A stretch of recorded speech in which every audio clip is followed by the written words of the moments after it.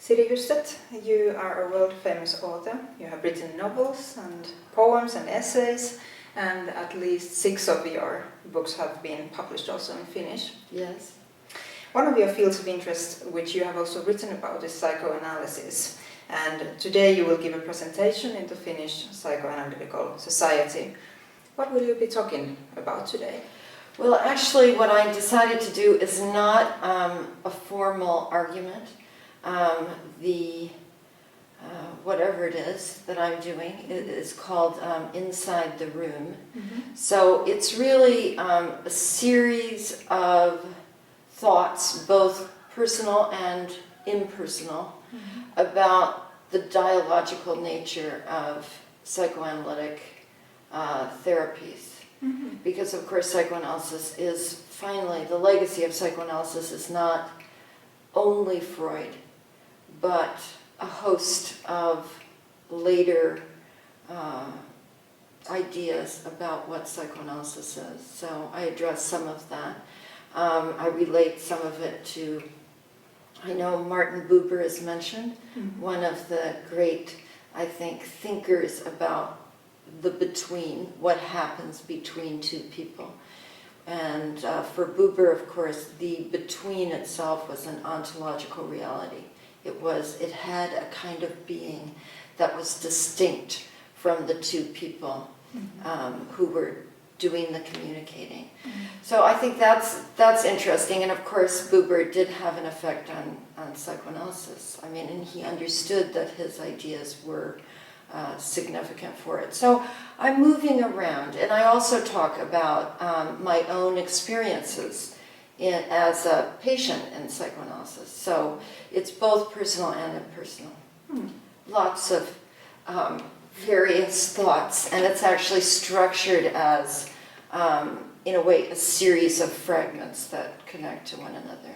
Okay. Yeah. So associating on psychoanalysis. I'm associating on psychoanalysis, that's exactly right. Yeah.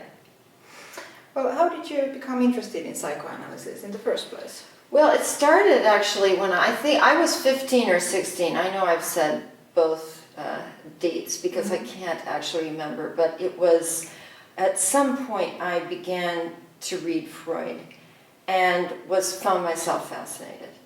I think, to be perfectly honest, a great deal of what I was reading went right past me at the time. Freud is not always easy. No. And nevertheless, I think that I have been driven, and this certainly applies to both my fiction and nonfiction writing. I am driven by a fundamental question, which is, who are we and why do we become who we are? And why are we still becoming who we are?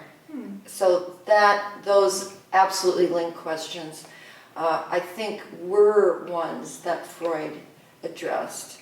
And as a thinker, now this is over many years of having read Freud. When I was young, I was just trying to put together what he possibly could mean.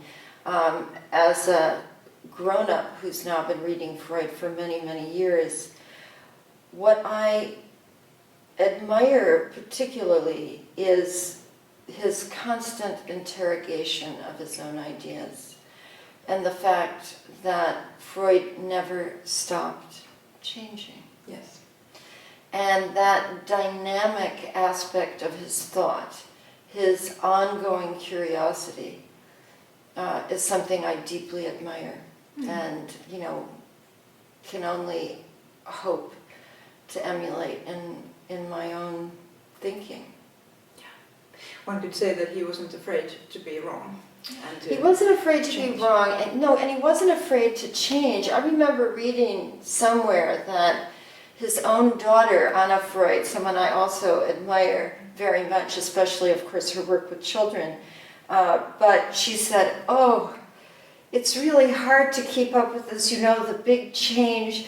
We went from one set of divisions to another, and I thought that was kind of amusing that his own child was a little bit irritated about suddenly we have, ego ego, superego, and id, or actually ich, übel, ich und das, right? So those are whole new categories for Freud, and that happened at a moment when psychoanalysis was still evolving, but not all that early. Yeah. By now, psychoanalysis has a long history, and Yes. actually yesterday was the 75th anniversary of Sigmund Freud's death. How do you see the value and role of psychoanalysis in the modern world? Well, what's very interesting about psychoanalysis, I think, is that from a peak, especially in the United States, I'm better probably about the cultural legacy of psychoanalysis in the United States than anywhere else. Many psychiatric departments in the United States until the 70s had a psychoanalytic orientation, and it was really the advent, as many people know, of antipsychotic drugs, Thorazine in particular, that began the move towards what is now called biological psychiatry, pushing out psychoanalysis, and with it marginalizing psychoanalysis, but also interestingly, is that with the new emphasis, the idea of a patient narrative receded. And this is, to me, a really sad business. And in fact, I'm going to embark on some lectures at Weill Cornell Medical School in the Department of Psychiatry. And the first lecture that I have written is called Writing and the Psychiatric Patient. And I talk about precisely this, how important it is to understand not just the course of a neurosis, but the course of any illness, and maybe particularly psychiatric illness, including forms of psychosis, as a narrative question, a dynamic narrative question. And this is, of course, at the heart of almost every kind of psychoanalytic therapy. And people now talk about creating a co-narrative between the therapist and the patient, and I think that is in fact what happens.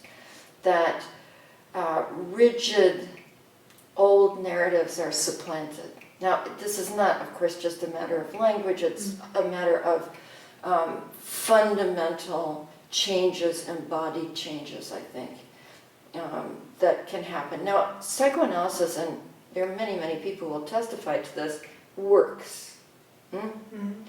It's a treatment that works. Exactly why it works, say neurobiologically, it's not really known. I mean, even Freud it works. Yeah. There's something we think of as transference, there's countertransference.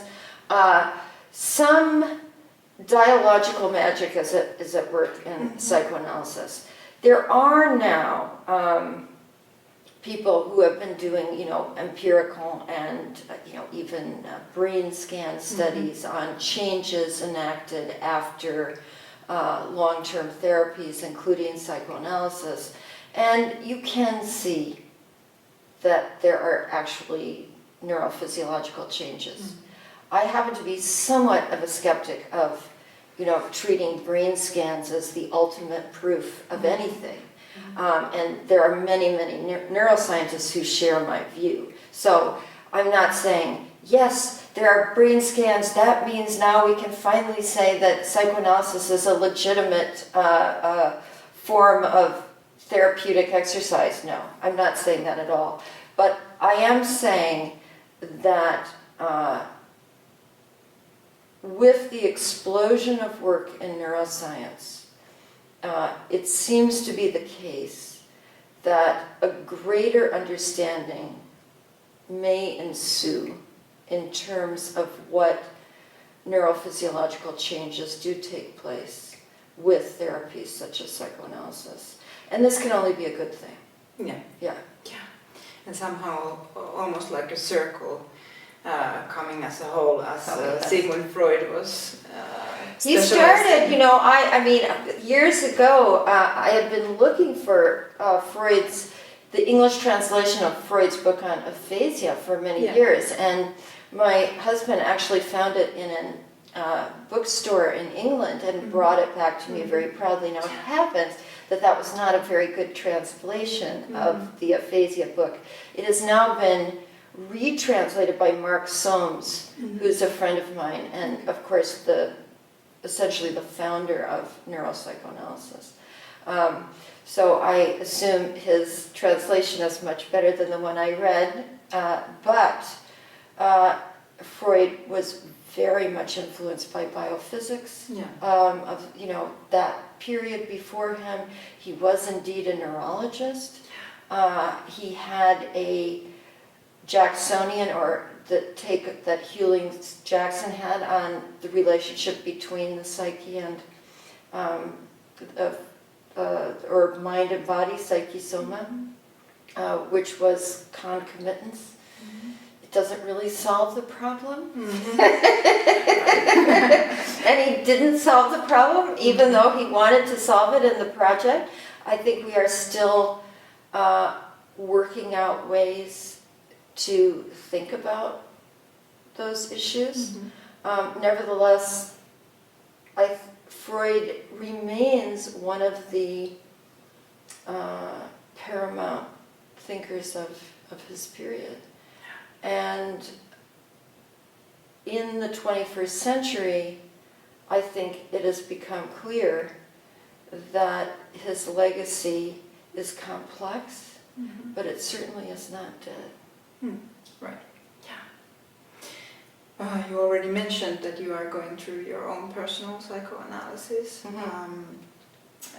Before we end, could you possibly share something with us about what that experience has been like? Yes, I can say one of the reasons that I said earlier in this conversation that psychoanalysis works is because it's worked for me. And in my particular case, I think what is interesting is that it has made me freer, that it has been a form of liberation, and that what Freud said about neurotic patterns and repetitions, that once one can become conscious of those patterns, which can be a very laborious and long-winded process, by the way, a circling, difficult, interesting, sometimes painful, but also joyous process, that the consciousness of those patterns allows the person to break them. And I have felt that very much in my own experience, that the liberation of psychoanalysis, and for me that means the liberation that I feel in my own daily existence, but also in my art. So that the old wives' tale, if you will, about people losing artistic creativity if they go into a psychoanalysis, you know, somehow that your madness is the source of your creativity, turns out, certainly in my case, to be absolutely the opposite. What psychoanalysis can do for artists, I think, is to loosen whatever bonds are inhibiting artistic creation. Right. Well, it's been a great pleasure talking to you today. And for me too, it was fun. Thank you very much. Thank you.